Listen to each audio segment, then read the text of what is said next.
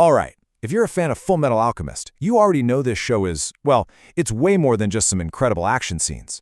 It's a story that really gets into the big stuff, you know? The questions we all ask. So today, that's what we're going to do. We're going to peel back those layers and really dig into what FMA has to say about science, God, and what it even means to be human. Okay, so everything in the entire world of FMA, I mean everything, every debate, every fight, it all comes down to this one simple, unbreakable rule: equivalent exchange. And you got to understand, this isn't just some magic system rulebook. No, the show presents this as the fundamental law of the universe, like gravity. It's this perfect, unbending balance of give and take. And that idea, that simple law, is the engine for every single thing that happens, good and bad. And this is where it all begins, with a tragedy. A story about two kids, two brilliant alchemist brothers, Edward and Alphonse Elric, who thought they could use this perfect law to break the one rule you can never, ever break. They committed the ultimate taboo. They tried to bring their mother back from the dead. And, well, it went horribly, horribly wrong. They learned right then and there, in the most brutal way possible, that you can't put a price on a human soul. Equivalent exchange came for its payment, and the cost was just unimaginable. Ed lost his leg, and then had to sacrifice his arm just to bind his little brother's soul to a suit of armor. And Alphonse lost his entire body. It's this awful, traumatic moment, born from this idea that science could conquer anything, that sets them on the path for the rest of the series. So, as you can imagine, this completely shapes Ed's view of the world. And because of that, the show, at least at first, seems to be setting up a pretty straightforward conflict, right? It feels like it's going to be about science, cold, hard facts, versus superstition and religion. Yeah, I mean, Ed says it himself right here. He's a scientist, through and through. His worldview is completely materialistic. For him, there's no God, no miracles, none of that stuff. There are just the physical laws that govern the world, and that's it.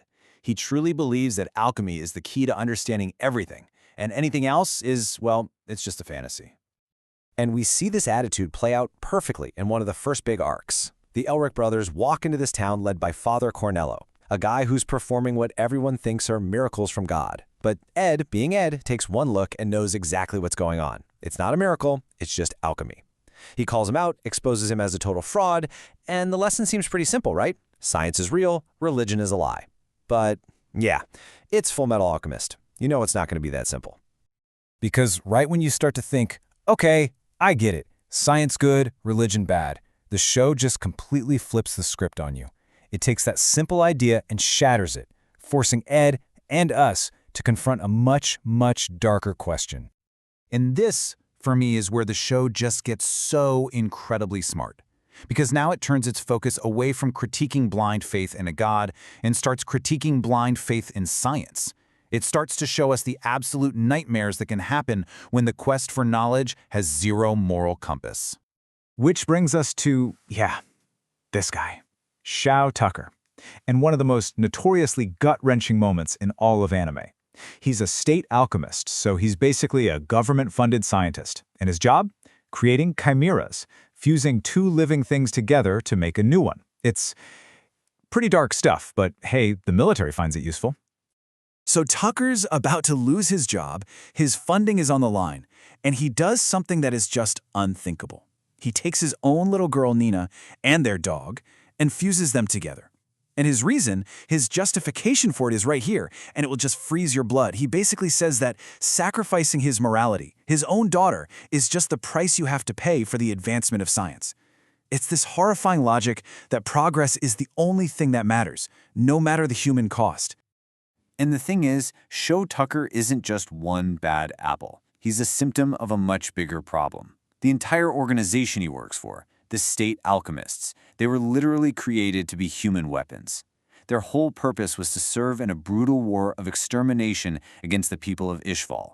They are the definition of science being used by the powerful for the most horrific ends imaginable. So what the show is really getting at here is something way more nuanced than just science is bad. The real target, the real villain, is blind faith in anything. The argument is that it doesn't matter if it's a church or a government lab. The second an institution tells you to stop asking questions and just obey, the second it throws morality out the window, that's when it becomes truly dangerous. Okay, so If the show is saying that blind faith in religion is bad, and blind faith in science is bad, then what's the answer? Where do we turn? Well, this is where Fullmetal Alchemist starts building its own incredible, unique philosophy. It completely tears down the idea of God as we know it and builds something new from the ground up. Instead of a God in the sky, a benevolent father figure, FMA gives us this. This being called the truth. And it's everything. It literally tells people it's the world, the universe, all. One.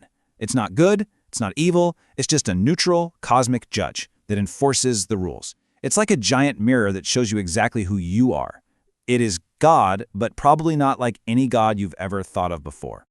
And the detail here is just wow. The show basically takes the classic attributes of God and splits them up into different parts of its universe. So, the truth itself, that's omnipresence. It's everywhere.